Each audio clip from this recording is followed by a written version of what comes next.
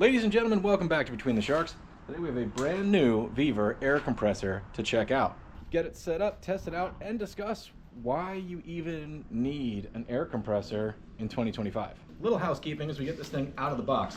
You'll see a paid promotion thing up in the corner somewhere. That does not mean I'm actually paid to make this video, and I am not, and this will be an honest review, but it does mean that I received something technically in exchange, which means Vevor sent this air compressor over to me, which I appreciate because it will genuinely help me make more videos around this particular shop and that particular Datsun behind me. So right off the bat, we got some assembly required.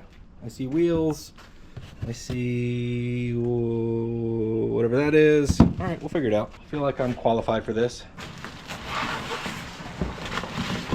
I mean, it's heavy, but it's really not that bad. The wheels take about 2 seconds to go on with a 17mm wrench. You put on this little rubber foot thing, these two air filters.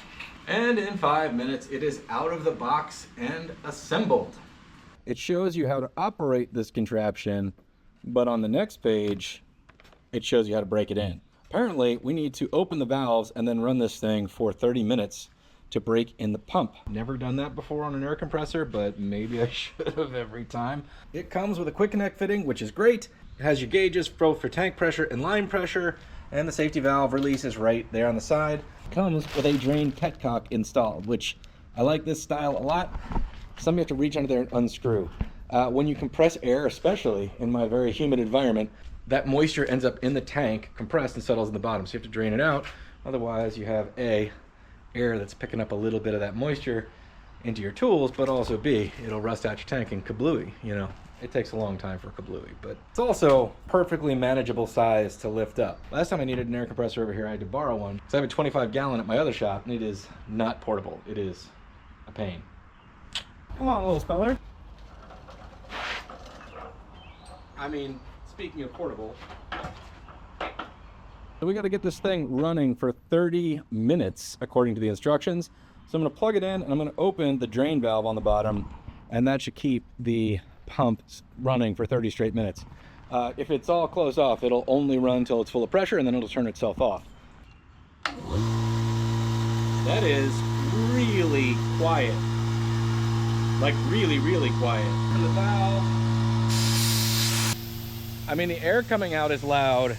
It's really tricky because the camera will adjust volume, but that is extremely quiet. So while it's outside breaking itself in, let's talk about why the hobbyist needs an air compressor in modern times anyway. In the automotive land, air compressors were used to run impact drivers, inflate tires, sanders, grinders, all that type of stuff. In 2025, I've actually replaced all of my pneumatic tools related to car world with battery operated tools. So an air compressor also traditionally has had a purpose in home improvement and carpentry, and we do a lot of that on this channel. We re-roofed this garage and rebuilt that whole lean-to. I have a battery-powered 3-inch framing nailer that normally would have been a pneumatic tool powered by an air compressor. I also have a battery-powered brad nailer that normally would have been powered by an air compressor. But I have a couple of tasks around here that can only be accomplished by an air compressor. For the DIY diagnostic guy at home, this is an invaluable tool. It costs less than 20 American dollars, but you hook this end up to an air compressor, and you thread this end in to a spark plug hole. And then you use your compressor to force compressed air into your engine. That can tell you if you have a bad engine, if you have a compression leak, a valve leak, or whatever, and why it doesn't run. Why don't you run?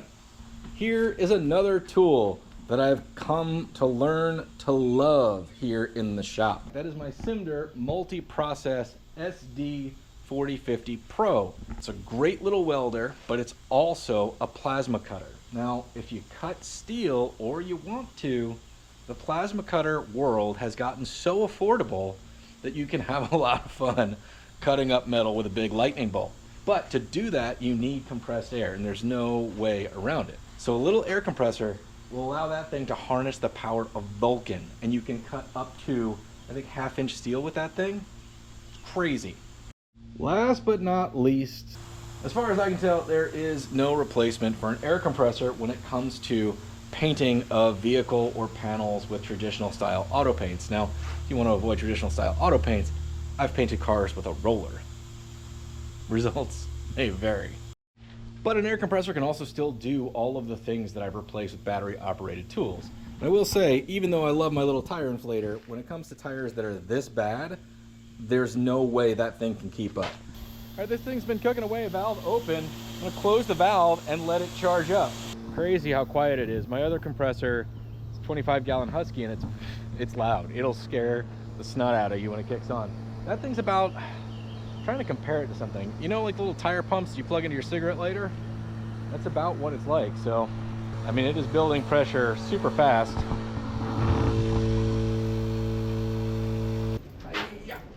Gotta do a spider check.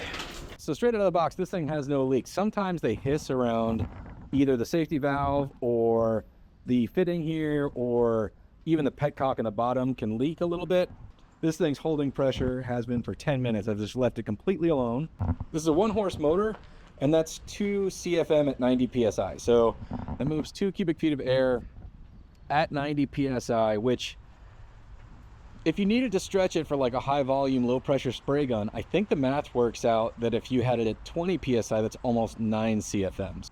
It's an 8-gallon tank. There's pros and cons to that. My 25-gallon tank takes 15 minutes to fill up. This took 4. So it is already at pressure. It's ready to go. All right, so I've got this old hose that I found in the shop. My bad.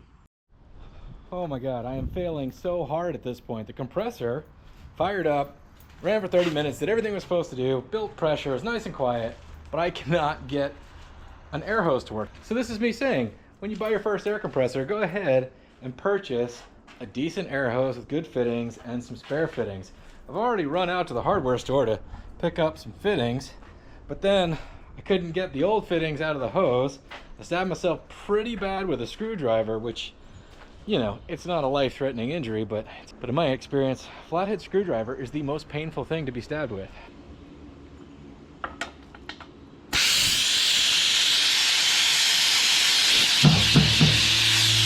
Round 29. Now we're talking. So I love this little dude, but it has its limitations. Like, there's no way. Like,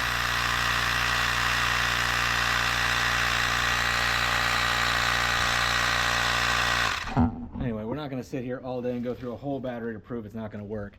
It might eventually make a dent in it, but with all 4 tires being super flat, it's just not the right tool for the job. Great if your bicycle tires are flat, you got a car tires a little low in the driveway, you don't want to haul a compressor around. Let's put our new little Vevor air compressor to work though.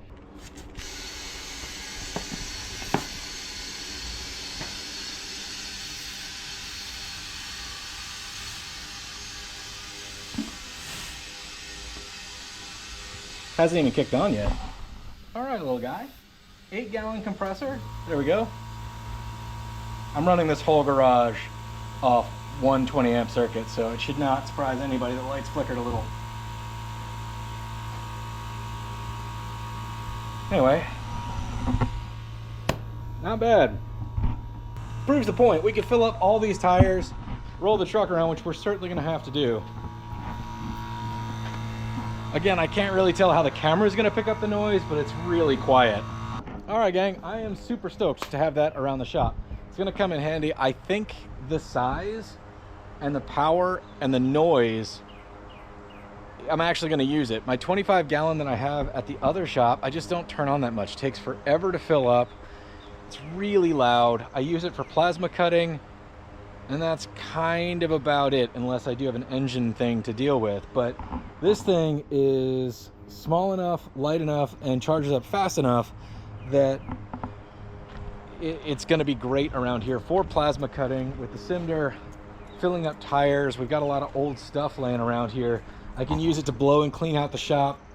It did exactly what it was supposed to do. It is not hissing at all. All the fittings have been put together clearly pretty well. That's not always a guarantee on an air compressor. Sometimes you got to tighten stuff right out of the box because you hear it hiss. But the only issue I had was with the hose, and that does not come with the machine. That's my own problem. So I hope this helps somebody out. I know there are a lot of these 8-gallon style single horsepower things on the market. I don't know who's manufacturing them, but so far so good with Vevor. I've had pretty good luck with Vevor stuff so far. So I expect this to live a long, happy life. I'll keep it inside, and we'll be using it quite a bit. Hope this helps you out. Consider liking, subscribing, checking out the merch store. I would appreciate it very much. And we will see you next time on Between the Sharks.